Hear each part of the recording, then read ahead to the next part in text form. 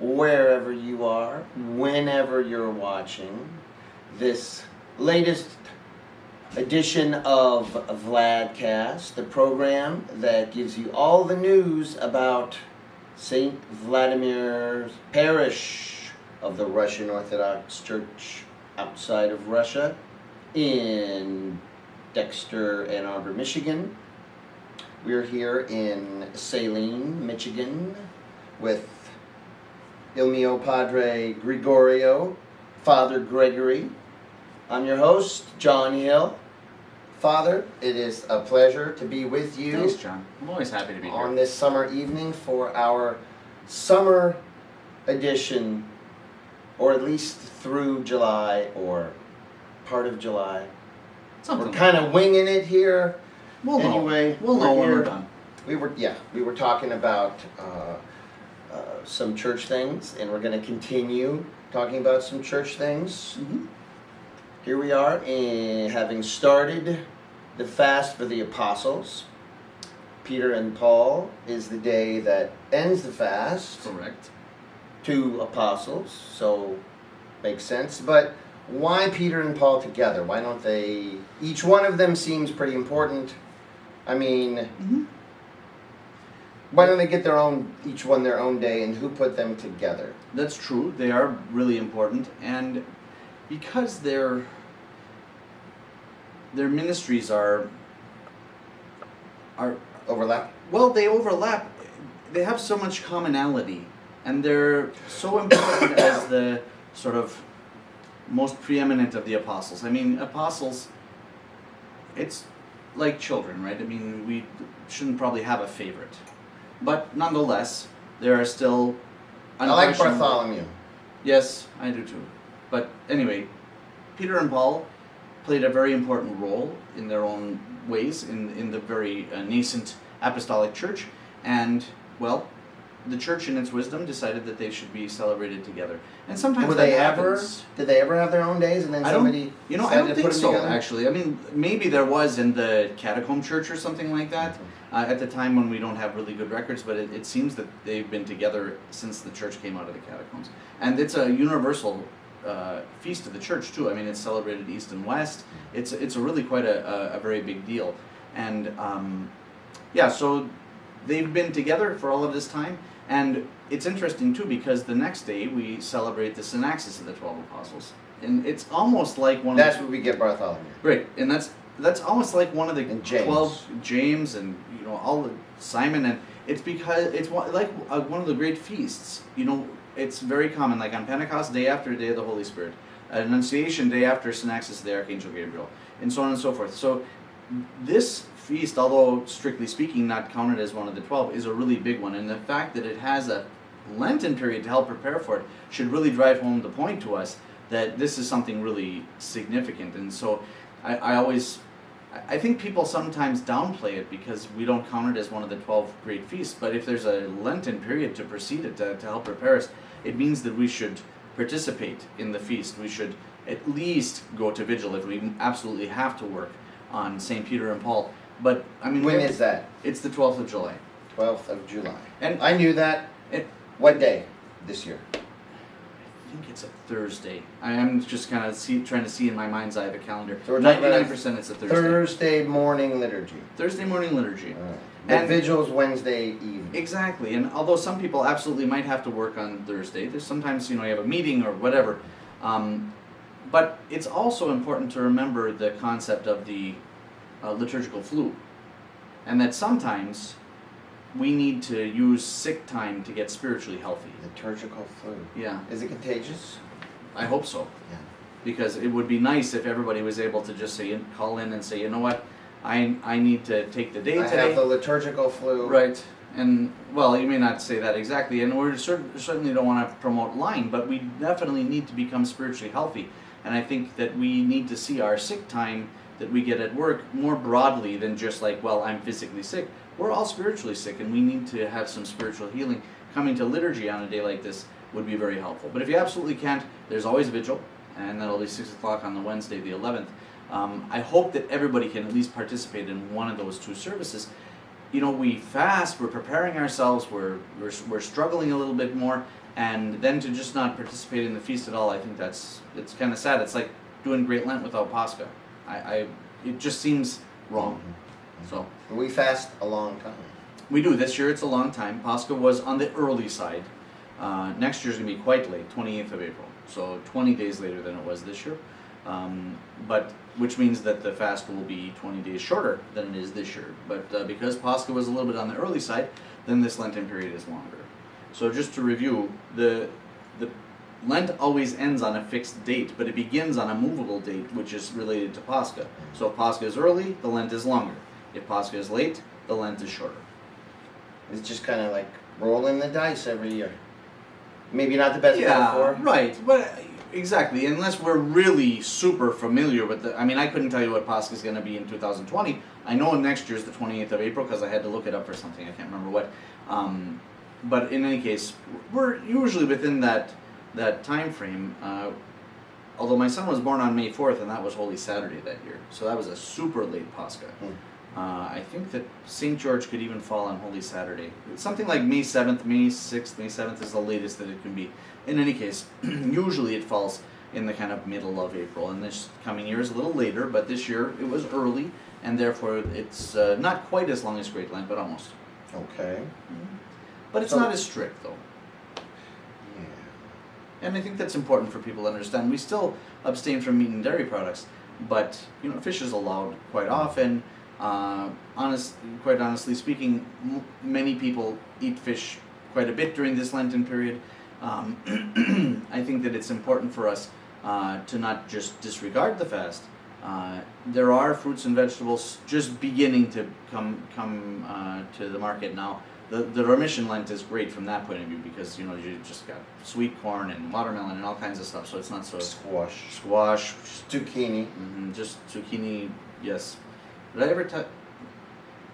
I grew up in a small town in northern Michigan, and people don't lock their cars there.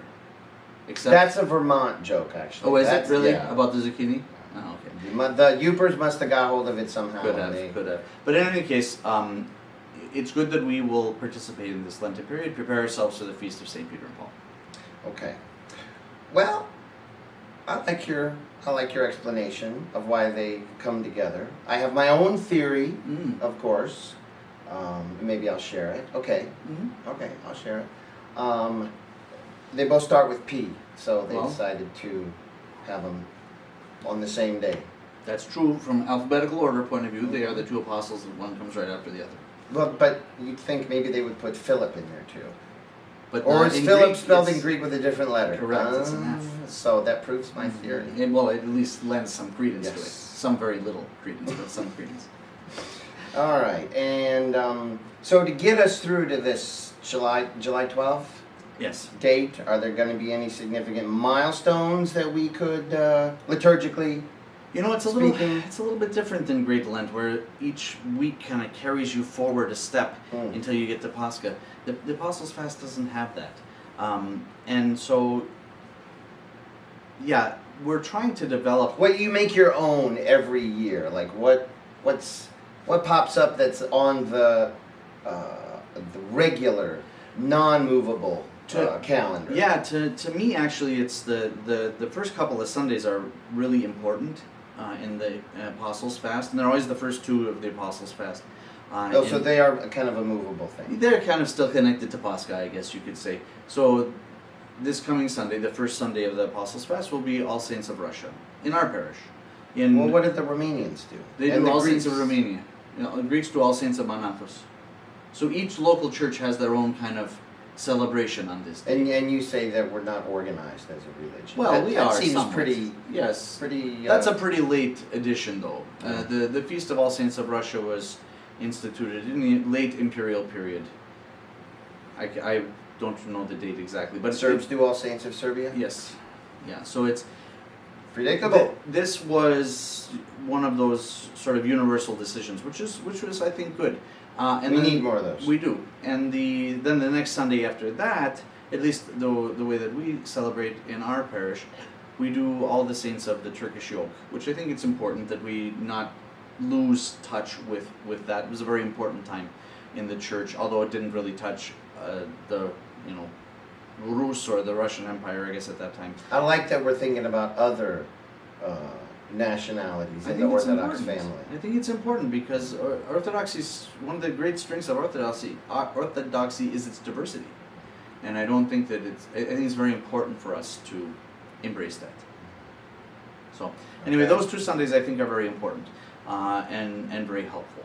Then, some certain feast days always fall during this time. I mean, saints' days, but it's a relatively how can I put this? There's just not a lot of huge feasts that fall during this time. It's a kind of a quiet fast from that point of view, which is good.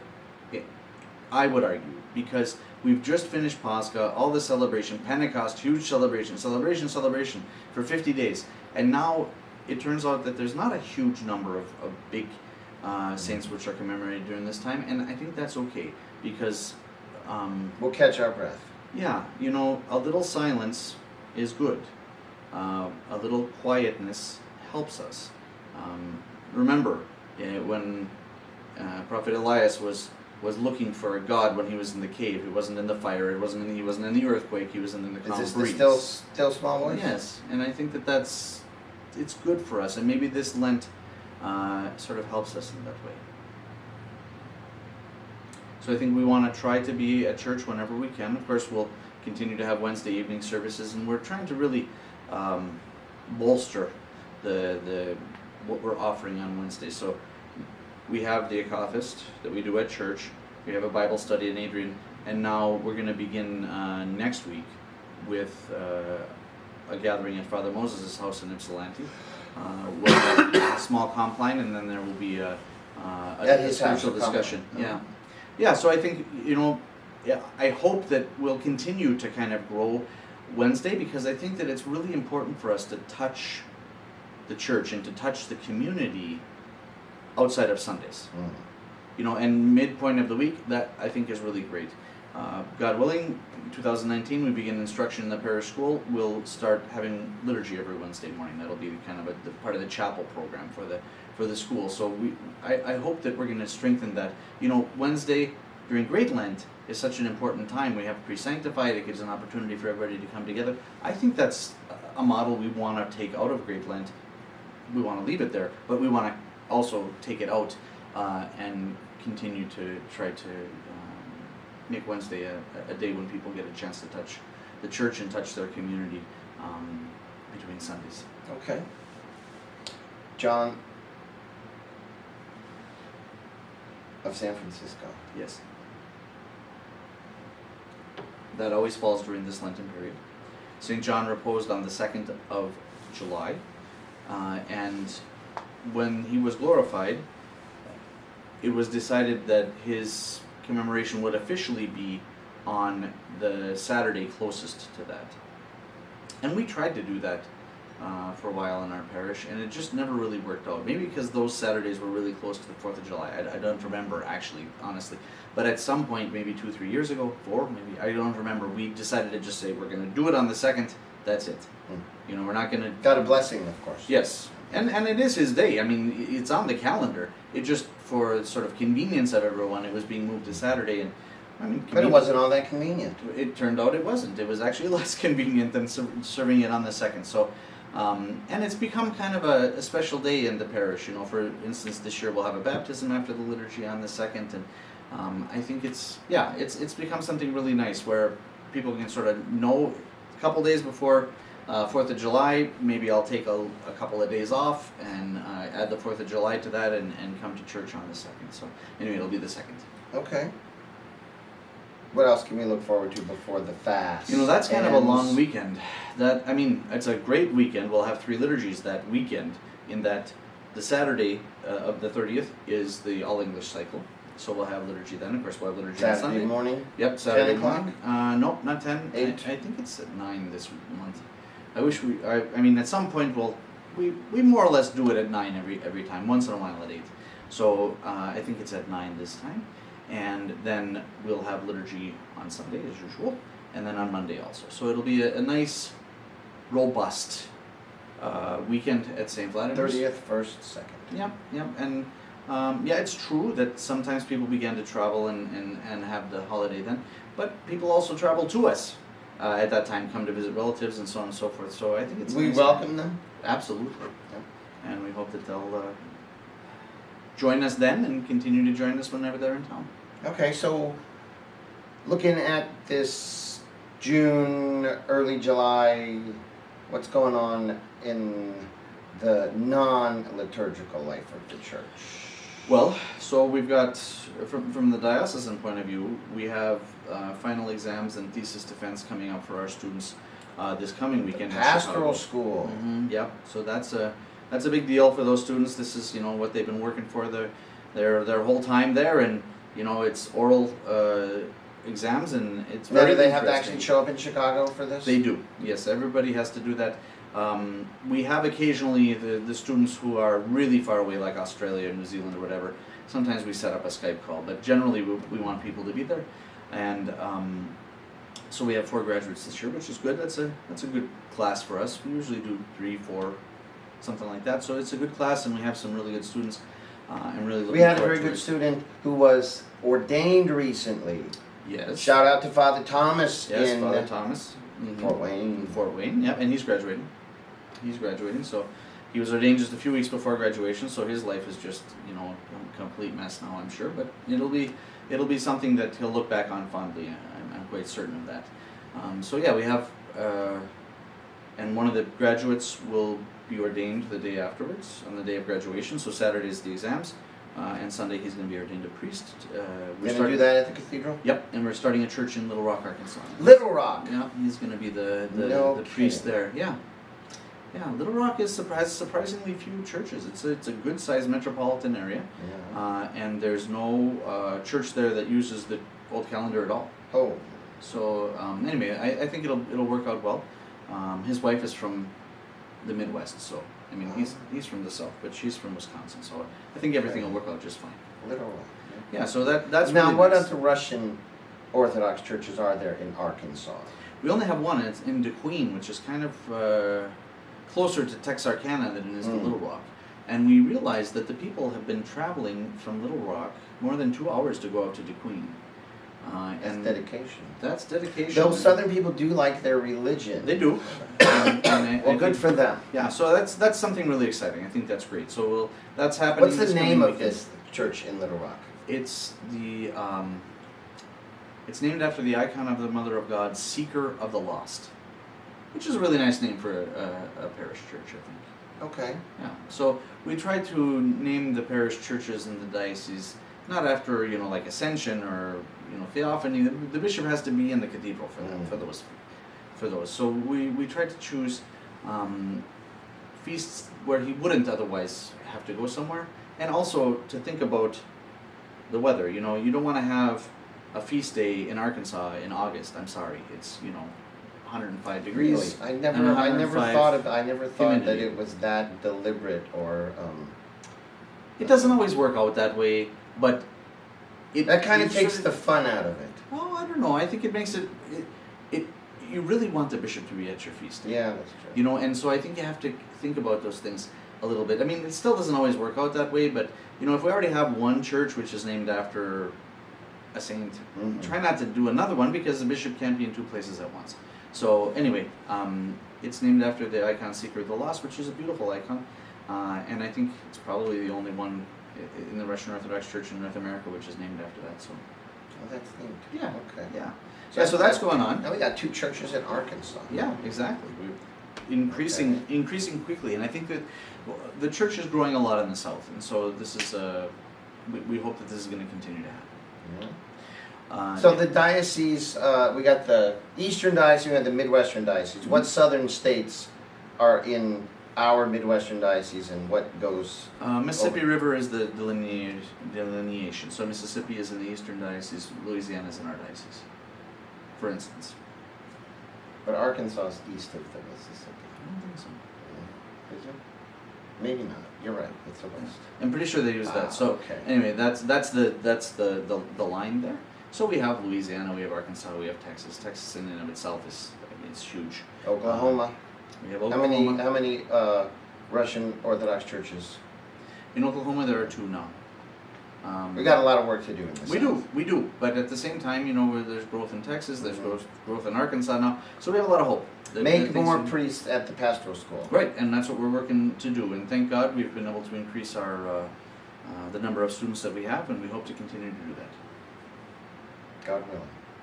So, and with you helping them, John, with their thesis, we hope that they'll continue this is to the writing class that provide high quality instruction.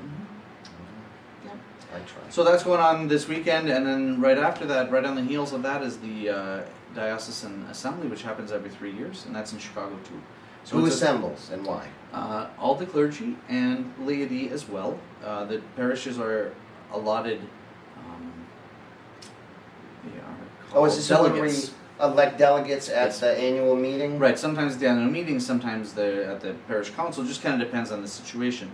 But we have parishes are allotted delegates in the same number of clergy that they have assigned to the parish. Also, if you clergy like priests and readers? deacons. No, priests and deacons. Then if you have a good-sized church school, you're also given a delegate for that. There's a delegate from the pastoral school. There's a delegate from the choir committee, and so on and so forth. It's really a kind of a gathering of the whole diocese. It's really very, very nice. So yeah, we do it at a retreat center, not that far from the diocesan cathedral in Des Plaines.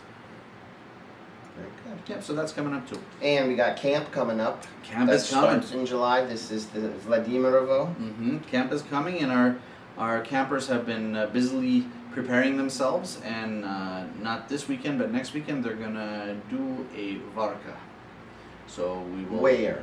Here at our your house? Yep, we're gonna dig a couple of varka holes, and the kids will be boiling soup on the Sunday afternoon, just as they do at camp. You have to build the fire. You have to. Peel potatoes? Usually we give them to them peeled. But they have to prepare the food, we'll probably give them a little meat. No, we won't, it's Lent, so they won't get any meat. And usually the first one at camp, or sometimes the first two at camp, are without meat also. So it's a good dry run for them. So yeah, I think that's going to be a lot of fun. And looks like we're going to have a good turnout from St. Vladimir's at camp again this year. And I'll be there for the first week, like as I usually am. I'll be assigned to the camp, and I'm looking forward to it. I always enjoy being there. Okay. Bishop plan on? Bishop will be there for the opening of camp, and for this first Sunday he's going to serve there, but then he needs to fly to Russia. He's participating in the 100th anniversary of the commemoration of the martyrdom of the Royal Martyrs. Which will be that's a big deal. It's a big deal. Where is that? It's a big deal in Yekaterinburg. Okay. So that's he'll be there for that. Then he'll be back kind of for the last couple of weeks of camp. Yep. So it'll be a very big deal. And thank God that he'll have the opportunity to be there. I think it's good if people get the opportunity to visit Yekaterinburg. It's a very interesting way that the church was built on the place where the Royal Martyrs Now, when did they build that church? Let's see. It was Patriarch Alexei who consecrated the church. I believe it was built after the fall of the Soviet Union, but shortly thereafter. So in the early 90s. Okay. In the early 90s, and the room where the family was killed, there's 3 altars in the church. There's upstairs altar, then like a winter church kind of altar in the basement, and then a small side altar off to the side, which comprises the room where they were killed. And they built that with all red marble. It's very, very beautiful place, and I had the real honor to be there with Metropolitan Loris in 2004. We are beginning I don't think this is a secret. I hope it's not. If it is a secret, it's not anymore.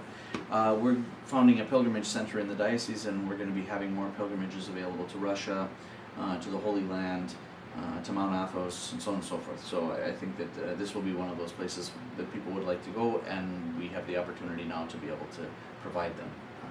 Well, how about a monastery that's closer to us Yes. than Jordanville? Of Any course. work happening on that front? Absolutely. We have our parish pilgrimage to Jordanville coming up on let's see if this is the 10th.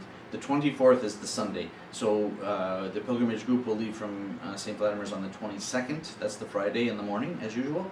And will that puts them in Jordanville Friday evening. they can go to the evening service, Saturday morning Divine Liturgy, and then be able to spend the day Saturday in the monastery, Saturday evening vigil, and Sunday morning Divine Liturgy. So it's an intense pilgrimage, but I think a really nice one. So those people who are interested can go to the parish website. You can find more information about it. But this is our annual spring pilgrimage, although it's strictly speaking it'll be summer, but to Jordanville, and we're really pleased and thankful that the monks welcome us there every year. Okay.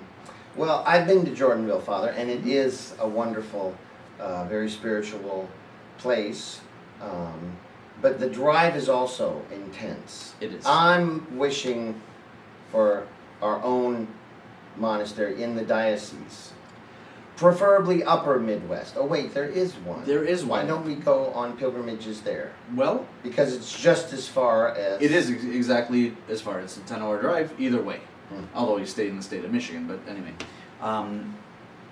We've thought about that, and actually, I have to say, it is the absolute peak color time there in Upper Michigan on the feast of the monastery, and that was not planned. It's just the way that it all worked out. What is that monastery again? St. called? Sergius and Herman of Lamam, and it's the 24th of September. Yeah. And Nice time to visit it's the a UP. great time. It's absolutely the best weather. I mean, occasionally it can be a little cool, but generally it's warm but not hot, and the colors are just great at that time. So, Josh, should we say something about the pilgrimage that is going to happen there? Do you want to say something about it? There's our producer, Josh. I just know that it's in the works that our motorcycle club's going to be riding up there for the patronal feast. Orthodox That's Motorcycle right. Club. That's Yeah, right. Yes, That's right. Orthodox Motorcycle Club? Yeah, we're starting an Orthodox motorcycle club Called... called the Dead Orthodox Brotherhood. And this is all with Archbishop Peter's blessing, and it all came together very quickly. Josh has been working really hard on that. That's his practicum for his work in the pastoral school, and barring any unforeseen strangeness, there should be a pilgrimage to Houghton this year for the feast by the motorcycle. I'm going alone, or I'm going with some other motorcycle. So hopefully I'll find a few other people to go along We with get me a before then. bike for Father? Well, I've got a couple bikes, so I think it's going to be. I've got one for great. Father and one for you, John. Yeah. So Are priests allowed to ride motorcycles? Sure. Yeah, sure, no problem. In fact, Josh has. We've been talking with Josh and one of the priests in St. Petersburg, who's the president of one of the Orthodox motorcycle clubs there. So very, very interesting man.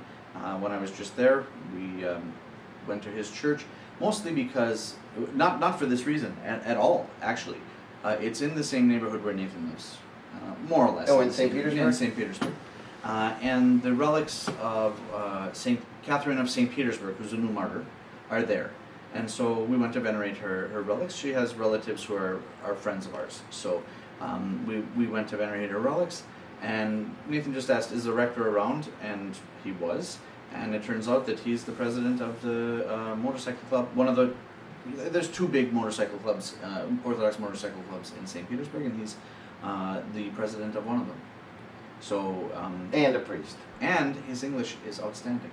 So We should bring him here for a visit. that is a great idea. And anticipating your zeal in that regard, You already we started? invited him. Oh, okay. Yes. So now it's just a question of getting the visa, because it's a time-consuming process now in Russia, because America and Russia are throwing out each other's diplomatic people. But in any case, we hope that he'll be able to come sometime in the next year, and I think it would be really, really interesting to have him. And yeah, I was so impressed. I mean, his English is outstanding. I didn't get a chance to ask him, did he live in an English-speaking country? He must have. Wow. But in any case, he's got a cherry red Harley Davidson, and yeah, I think that Jealous? he would be a really. little bit. It's pretty big over there. Orthodoxy and motorcycles. It's pretty big over So there. anyway, we hope that he'll be able to come over. Awesome. Yeah. Okay. All right, so liturgical stuff. A lot of interesting things. Yeah, even Pastoral school and camp and Motorcycles. the motorcycle. An of assembly, course, you know. And the assembly and boy. I mean, God willing, by the next assembly, which will be in 2021, we'll have, a delegate from the motorcycle club. There And we from go. the school, and from the school. Yeah. God willing. Yeah, so it's an exciting time, and I think it's a great time though to not lose track of the need to come to church, because I think in the summer it's always the temptation. You know, last Sunday, Sunday of All Saints, was perfect. It rained right about 8 o'clock in the morning. You know, that's just the right time, because if people are thinking, you know what, I'm tempted to not go to church today. Oh, there's the rain. Okay, I'm going to go to church because I'm not going to go outside anyway. So the Lord very mercifully sent us some rain, but we shouldn't just go to church on the days when it rains. Sundays that it rains in the summer. It's a really beautiful time to be at Yeah, I church. love going to church in the summer. Me too. I Yeah. really, really do. And, you know, we more or less can control the temperature in the church. It gets a little difficult if it gets super hot, but otherwise it's pretty good. And we hope that people will come and enjoy the sort of little bit more laid back time of the summer.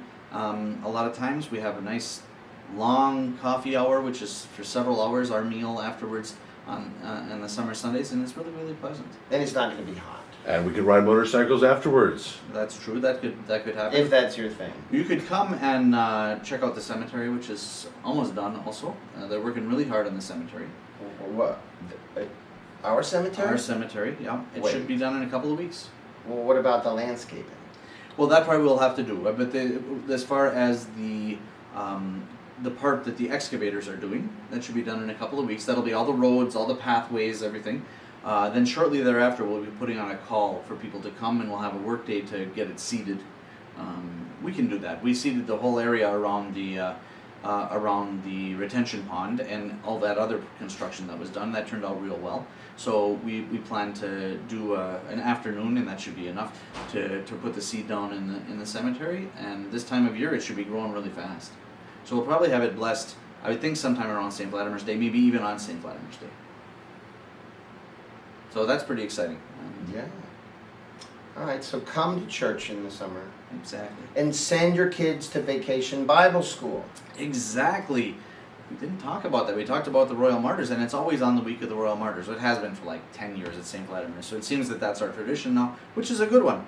And so it begins the 16th of July and runs through the 20th. And more detailed information is coming out, but we've had those dates out there for probably about 6 months. So we hope that people have blocked that off, and we should have the detailed information probably coming out in the next week or so. Okay, that'll, I guess, we'll have to wait till the next Vladcast. Yep, but I will have the kids for a block of time.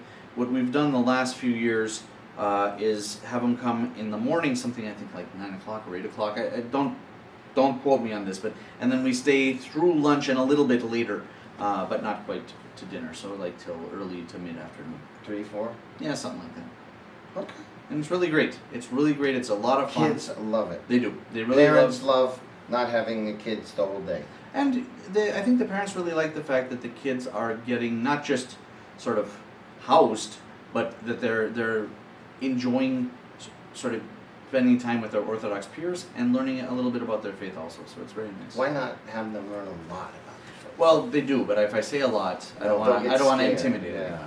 them. So yeah, and we'll just put this out there as a kind of a teaser. We have a really great field trip planned for Vacation Bible School this year, which has to do with the Royal Martyrs. And we're not going to Ekaterinburg, but St. Petersburg. No, but we will do something here in Southeast Michigan that will be very interesting for kids and parents, because parents will also be invited on this field trip. I can't wait to find out what it is. When the information comes out, everyone will know, and I think it's going to be really fun. Okay. Good. Does that sound like a wrap for July, June? I think, well, we didn't quite get all the way through July, and that's okay. I would just come say, back. We can stay tuned. Yeah, stay tuned, but do reserve the 28th of July. That is our parish feast day, St. our Vladimir's second Day. Pascha. And Wait, Metropolitan what day of the week? Saturday. Jonah. Metropolitan Jonah will be joining us. He'll be leading. And He's what? Archbishop without portfolio?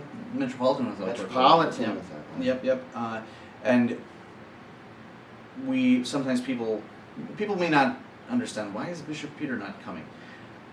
The children's camp Yeah. also has their feast day on St. Vladimir's Day, and so Vladika just comes to us on significant anniversaries. I would say usually about every 5 years he's here for the feast.